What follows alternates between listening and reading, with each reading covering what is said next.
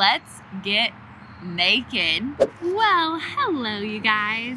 Welcome back to our channel. Welcome back to the channel. It's good to see you. We hope that you like the view. We are in North Carolina right now, but the majority of this video is actually about our trip to Dallas. We went to the EXO marriage conference, and honestly, we thought that we were going to like download all of this wisdom and then just give it all to you. Yeah. But we were so personally impacted by it. We were wrong. It's funny how God works, because he lines all these things for us to work with EXO Marriage Conference, and we're like, oh wow, this is so cool, it's gonna be so great. But coincidentally, Tori and I got one of our biggest fights we've ever had the week before we went to the conference. And it was not a cute fight, it was definitely an ugly fight. One of our, actually I think it was our worst fight that we've ever had. And one of the first talks at the conference was how to disarm anger. And we're like, and resolve conflict. The whole time we're at the conference, we're just getting, as Tori said, gut punch was just truth after truth after truth. And we just couldn't help but feel like, why do more people not know this stuff?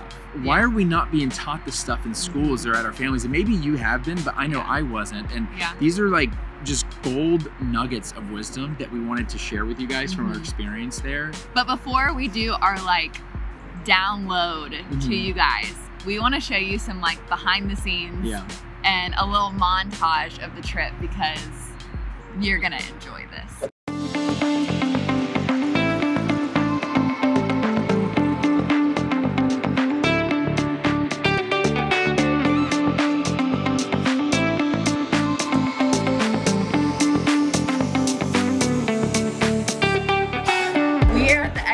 Marriage conference right now, if you're wondering why it's a very different background than like our bedroom. Well, come along.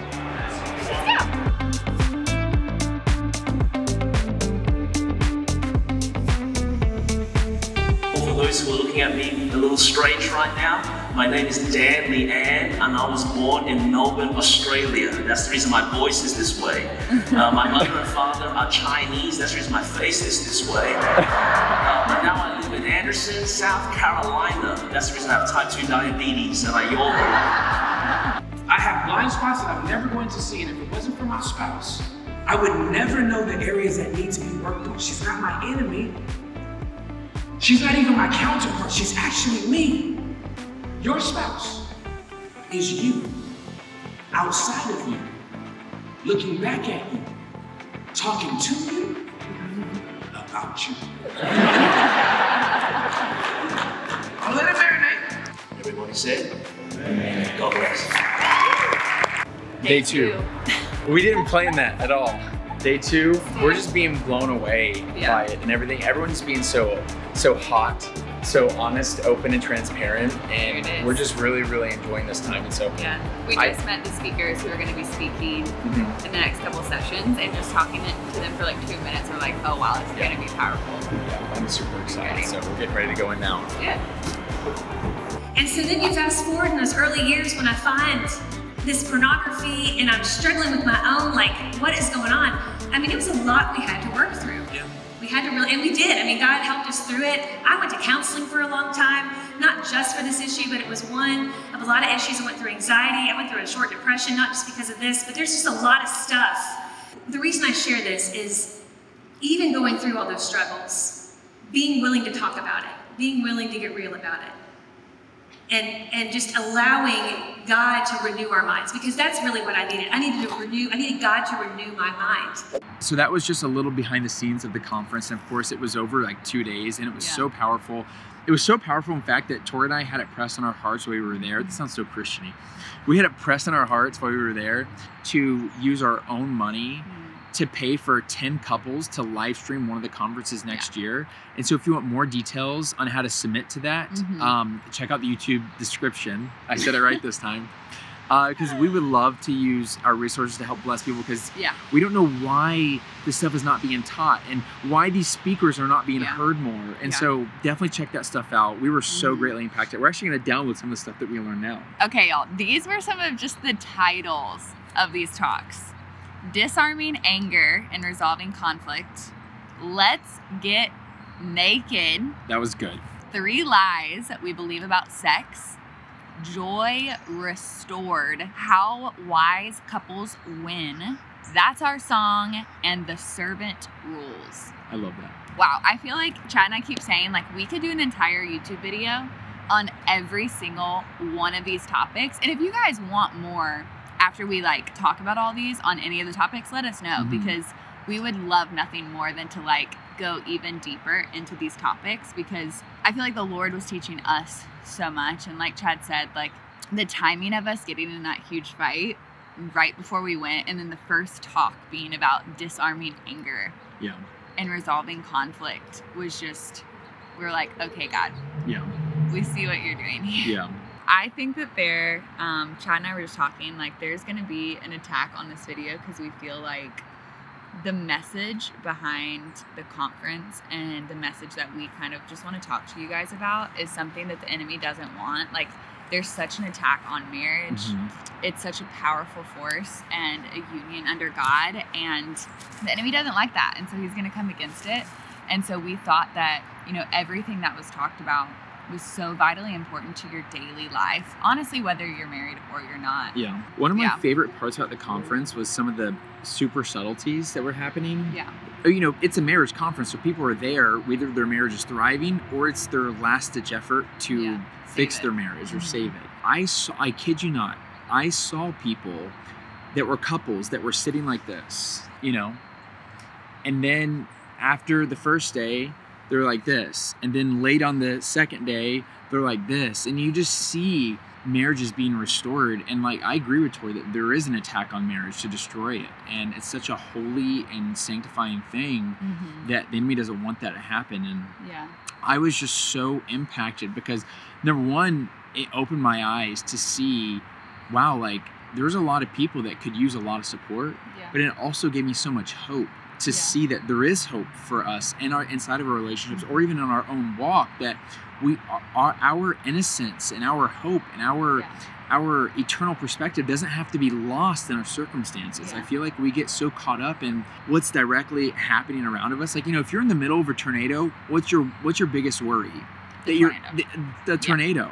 What I love about what we get to do as believers is we get to share this eternal perspective and hope, and we don't have to like live inside of a tornado of fear that's circling us in this world, and we get to live inside of a circle of hope that surrounds us in Christ. And I got super jacked on that. I feel like something that was really beneficial to me was they were talking about what lens are you seeing your life through and seeing your spouse through. And you can either look through the lens of gratitude or you can look through the lens of gratefulness.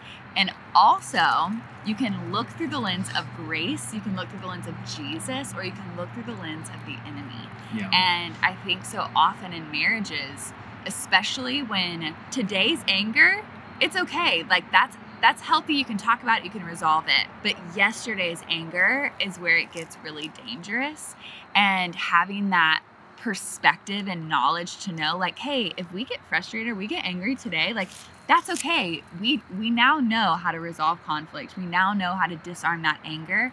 But as soon as we go to sleep on it and we haven't worked it out, then that's when resentment comes in, and that's when we allow the enemy to start whispering things in our ear like, did you marry the right person? Oh, it's definitely their fault. And all of these little things that can seep into your brain, and it's the enemy. It's not Jesus. But when you look through the lens of gratefulness, that you have this person in your life that sees your blind spots, you know, because they were talking about like when you're single, you don't see those things about yourself that are like not cute. It was really funny what he said. He's like, if someone were to say, oh, I don't have any blind spots, he's like, oh, really? Tell me what the back of your head looks like. And it was this beautiful picture of like, I'm not trying to single out single people at all, but just to point it out that marriage is a reflection of who you are.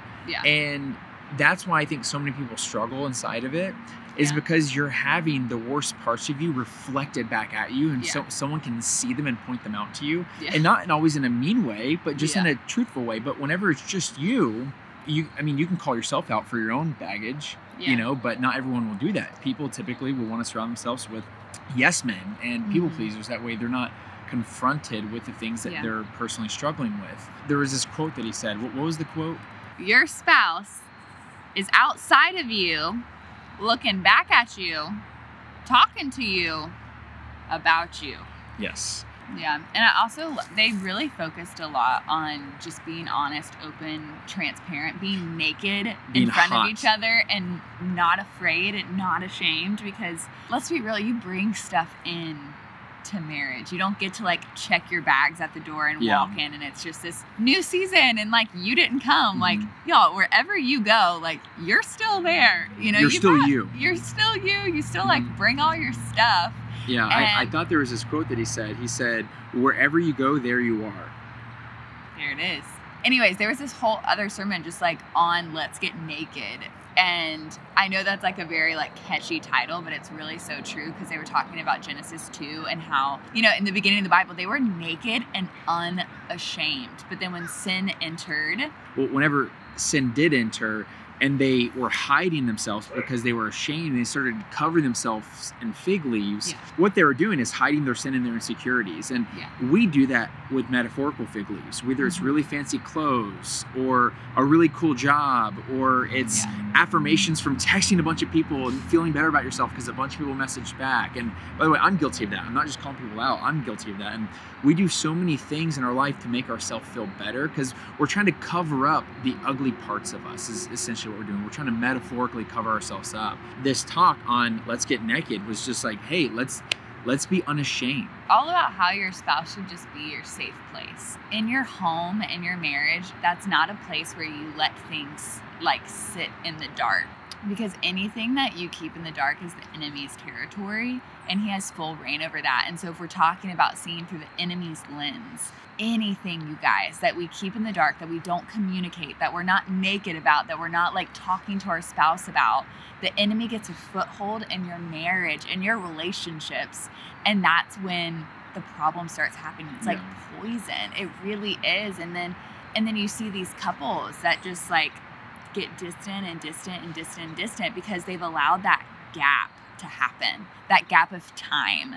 Versus, okay, we get angry, something happens, whatever it is, but we fix this thing today and we remind each other. Like, something that was really impactful to me was the talk on disarming anger, and him saying like, hey, it's number one, it's okay to feel anger. Like, that's okay. We can't sin in it, but we can talk about it. And if you have to like separate yourself and like go talk to Jesus before, like if you feel like there's times when I'm like, if I say anything, it might not be nice right now, so I'm just not gonna say anything at all. And that might come across in a certain way, but for me, it's like I need to have a full-on conversation with the Holy Spirit before like we communicate about this, because I'm not in a very good headspace. And so it's good to know like what your reactions are and like how you process different things so that you can have like a better relationship with your spouse. So come back together. And the term, what he was talking about with disarming, something I really liked was he was saying, I come in to the room with my wife and I let her know before anything else is said, like, hey, I love you. We're going to get through this. It's going to be okay. But hey, let's sit down and let's work this out. Yeah. And it's especially, I think, coming from broken homes. If you're out there and you're a child of divorce, then there is this like nagging fear that like, okay, this is going to be the fight that like starts the fall, you know? And I think a lot of what we learned in this whole conference in general is like not allowing those fears, or to be honest, like generational curses of divorce or infidelity or whatever that might be in your family come in and creep in. Like, that's the stuff that I'm saying. Like, you cannot keep that in the dark. You need to be open about those fears with your spouse and allow them, you know, to talk to you about it. Because if you don't, then the enemy has full reign over those thoughts to allow you into those dark spirals, and it's not going to be good for you. One thing that was super encouraging while we were there is just how hot everyone was, how honest, open, and transparent everyone was. Yeah. Because there wasn't a prideful heart in the whole auditorium of thousands of people. Like, there was not a prideful heart, and people were confessing like, hey, I've done some like bad stuff. I've done some sketchy stuff. I've mistreated my wife. I've done this, and they weren't celebrating it, but they were mourning it while they're finding help. And that was one thing I was most encouraged about, because one of the big topics that came up was the taboo topic of pornography or different like sexual sins. And I know it's such a weird place because people, that's one that people like to hide the most, Yeah. you know, because it's such a sensitive and isolating topic. And Yeah. I just felt super encouraged by people's authenticity of it, that they were checking their pride at the door. Yeah. They weren't afraid to say, yeah, I struggled with that. And yeah, this is how I worked through it. Here's how I confessed it. Yeah. This is what I had to do in order to work on it. And it was like they had a great testimony and victory. Yeah. And speakers are just sharing from their hearts and not just from like their wisdom, which is amazing that they can do that. But they were also sharing from a place of such deep empathy. And that way, as you discuss sensitive topics like those I just mentioned, people don't feel attacked. They don't feel shamed. Yeah. They're not pushed further back into the hole that they dug for themselves. And I just think it's so powerful that this event had the power to make people feel that, because I know I felt that personally. And too, like, you guys know, like, we're not really scared to talk about sex or porn or any of that stuff online, on the internet, on YouTube. But we do feel like it's like a taboo topic in the church, and it was so cool, especially to see Dave and Ashley up there. They have a podcast called the Naked Marriage Podcast, and they talk about what they've walked through with porn inside of their marriage and how it hurt her and how they worked through it and how he found freedom from it. And we'll link their podcast below because it's really, really good. It's actually the #1 marriage podcast like in the country, which is so cool, so crazy. We love that. But they were just talking about the different lies that we believe about sex, and about how we even believe that like porn and lust and sexual fantasies like aren't harmful. And y'all, they are. They are harmful. And we can't believe these lies that culture feeds us like it's not going to be damaging to your relationship, because it will be. And we also can't believe on the other front that like sex is a shameful act, because I think that a lot of people that grow up in the church, all they're told is like, no, it's gross, like all of these things, and they're not told enough. This is fear tactic just to get people to not do it. Yes, and it's not talked about how like beautiful and what a gift it is from God, and all of these things that like if you've watched our Truth About Sex series, you've heard us say. But it was so cool to see this couple just be so honest on stage about this stuff that's hard to talk about. Yeah, and I loved how they did it in such a way where, you know, like sex is so beautiful and so powerful that we must protect it. Yeah. You know, it deserves its place in the seat of treating it with respect. They were just saying how intimacy has much more to do with communication than sexual compatibility. And I love just like thinking about that like sex is beautiful and it's amazing, but communication at the root is the thing that's going to bind you guys emotionally, and it's going to drive you physically as well. Yeah. It's almost just like, I think what I'm feeling on that topic is that communication is the key to connection. Yeah. And sex is just an expression of it. Yeah. It's like, it's the way you can express feeling close, but communication is what leads to being close. What makes you feel close. Yeah. Anyways, there's so many things we could talk about from this conference, and we can't wait to go back in February, because we're going to have a whole new round of speakers and just things to share with you all. But don't forget that, you know, we feel so blessed that we get to help 10 couples tune in to this conference next year. And so definitely go check out the YouTube description, where there's going to be details on how to like hopefully win that. Yeah. And if you want more information about EXO or more content from them, we're going to link their streaming platform, because they have so many good resources if you're looking just to learn more of any of these topics, because we really trust them. They have so much integrity. We wouldn't push you guys to anyone that we don't trust, and we like trust them. And so I think that's it, you guys. Sorry if that was just like a lot of minutes of rambling, but we just gained so much, and we hope that it encouraged you in some way. If it did, make sure to share it with a friend, or share it with a family member, or someone that you think it would encourage. And don't forget to like this video, and we'll see you in the next one. We love you guys. Oh, did we even acknowledge 100K subscribers? Anyways. That's just